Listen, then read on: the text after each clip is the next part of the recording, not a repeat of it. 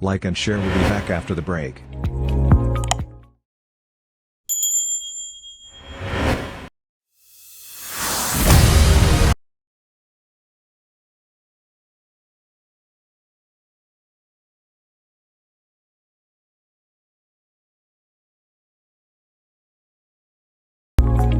The main function of VSC is to help prevent wheel slip and loss of traction by decreasing engine power and separately applying brake force to each of the four wheels.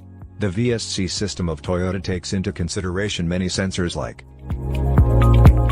yaw rate sensor, steering angle sensor and ABS, traction control sensors.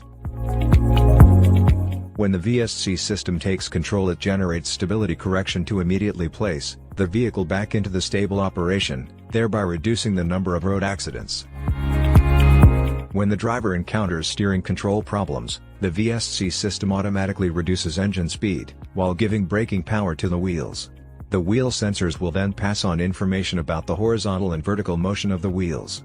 So, if you notice the check VSC system light coming on, it means you could be having problems with your sensors, or the steering rack. What does it mean when the Toyota Sienna VSC light comes on?